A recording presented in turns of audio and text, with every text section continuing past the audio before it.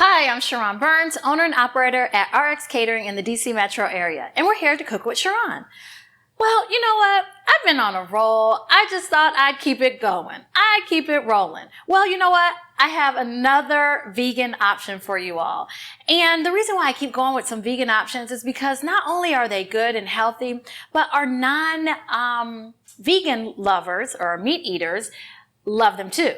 So they're a great option for both our vegan and our others, we're going to call it today. So I want to show you all a quick and easy, well, it's not really quick, but it's easy. And you all know I'm all about easy, making it economical and healthy. So we're going to make a vegan meatloaf today. I know typically we'd use ground beef or ground turkey, but we are going to use as our base lentils and quinoa. So not only do we have a great protein here with the lentils and also the quinoa, but we have a great fiber, all the nutritional values that we've talked about before. By utilizing quinoa, we're going to take it a step further and lentils. So before we get started, I know that you guys have probably seen lentils in the grocery store. Well, how do you go about selecting which lentil to use? Because I know you probably have seen green lentils, red lentils, brown, and then there's like a variety type of lentil.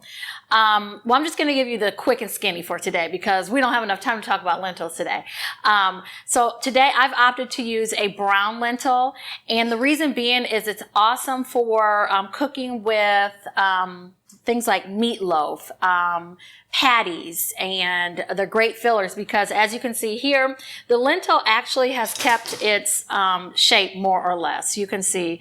So that's one reason to actually use it for patties and meatloafs of that nature.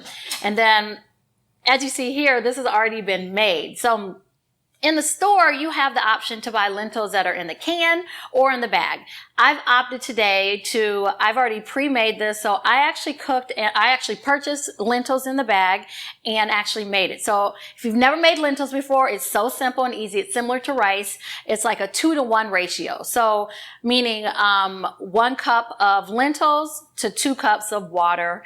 And then I added in some liquid broth, vegetarian, of course, vegan broth, and some other seasoning, garlic, salt and pepper as it was cooking. So this was already pre-made, but let's get started. So we have here the pre-made lentil and quinoa mix. I also have some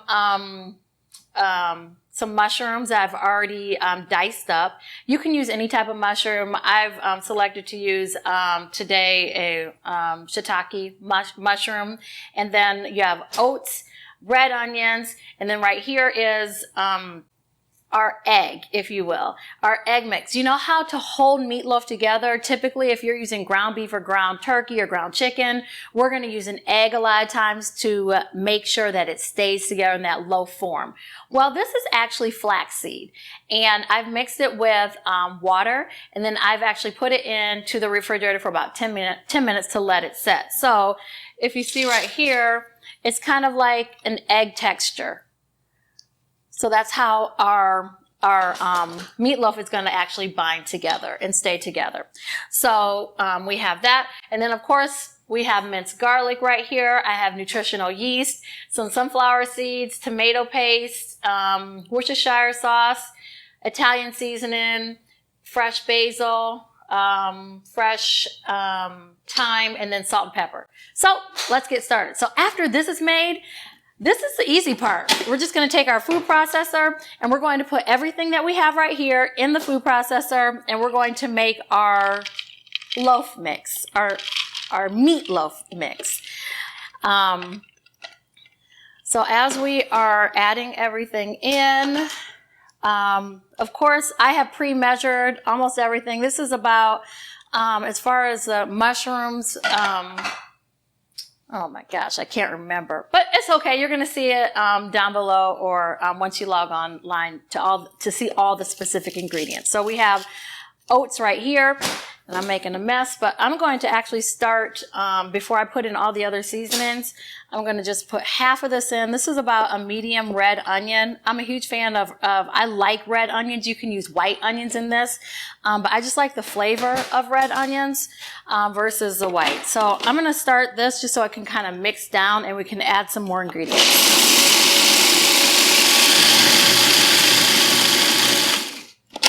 Okay, so the key to all this is to, just imagine you're cooking meatloaf. This is going to be our loaf, and just like the same texture, consistency of ground beef or ground turkey or ground chicken, that's what we're trying to mimic here. And then also to add in all the flavors and everything that we have over here. So trust me, it is going to be good. Now, have I ever disappointed you all? I don't think so. And again, these are things that you'd be surprised once you try everything. Maybe you could convert over to a vegan yourself. I mean, I like fish. I like seafood. So I think I'll stick with that. But again, these are options for you.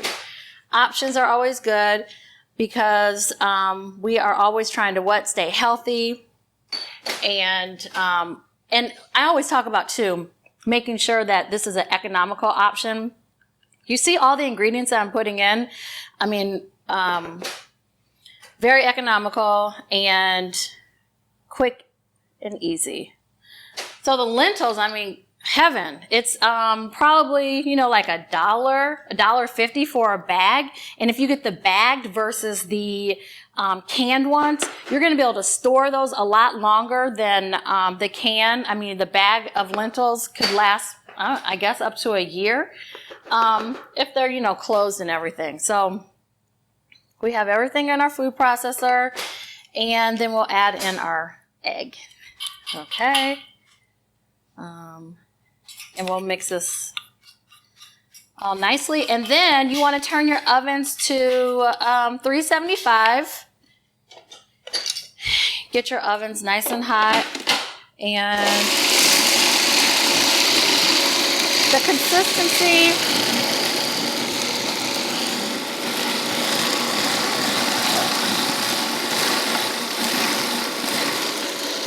so in your food processor, you want to let it go for about 10-15 seconds and then kind of scrape the edges as it is mixing through, just so everything is thoroughly mixed and also chopped up in here, because if you recall, the onions were diced. So we want to kind of make it a little bit smaller for our meatloaf.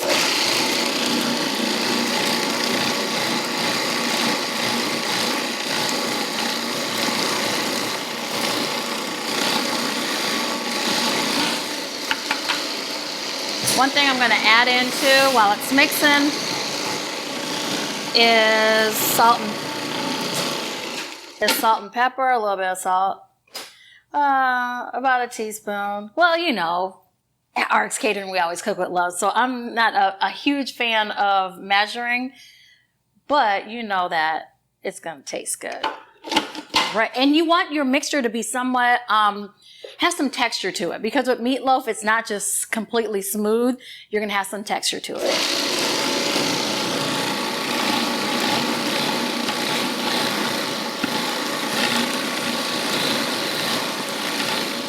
Okay. We are almost to the point to where we can actually get it together in the loaf form. Yes, this is looking quite good. All right. Oh, yes. Okay, so look at this, you all. Our meatloaf is coming together. So, the great thing about, the vegan ingredients, unlike, putting raw egg into something like this, we can taste as we go. I mean, you can taste it if you want, if it has raw egg, but I'm not a huge fan of it. We want to make sure that it actually is flavorful. If we need to add in some additional things. I'm going to add in some more salt. The only other thing that I'd probably add in is some more garlic. So let me just grab that. It's not minced, but it is the granulated garlic. So I'm just going to add in a little bit more of that for flavor. I know that wasn't on the original list, but you all know I'm a huge fan of garlic, so the more the better. Okay, let's give this one last whirl, and we will be ready to go.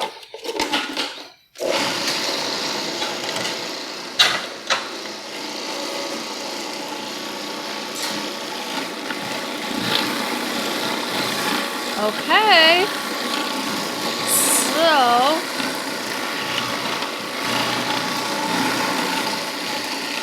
I think we are good to go. Now this is going to be a great entree for dinner. We could also meal prep this. I'm going to use gloves, but if you don't have them at home, that's no problem. We have a just a regular pan that we're going to make our a loaf pan. I've lined it with parchment paper, but I'm also going to spray it a little bit so our meatloaf lifts right out. All right, so we're just going to take this and form it into our pan and make a loaf out of it, just like we would if it were regular meatloaf. And then we're going to bake it. Like I said, your oven should be on 375, and you should bake it for about 30 minutes. All right, and then before it finishes, I'm going to show you all a glaze that's going to go on top. I mean, some people love barbecue sauce on it. I do a ketchup base or a tomato base topping for it. But again, personal preference, whatever you like. I'm going to show you today just something quick and easy that you can put on top. So this is all ready to go, and we will put in the oven for, again, 30 minutes, about 30 minutes, and we will see you shortly. Well, we're back, and we've taken our meatloaf out of the oven. I have prepared a sauce to go on top. It's a tomato base sauce, and as I mentioned before, you can always use barbecue sauce. A lot of people love ketchup. I actually put together tomato paste, Worcestershire sauce, and maple syrup. So mix those all together, and then I put it back on top, put it back in the oven for about 5 minutes, and as you see, sliced it up, plated it up, it's ready to go. So if you need us to take care of this entree for you, you can always connect at rxcateringdc.co, or you can try it out yourself. As always, we appreciate you joining us today. Thank you.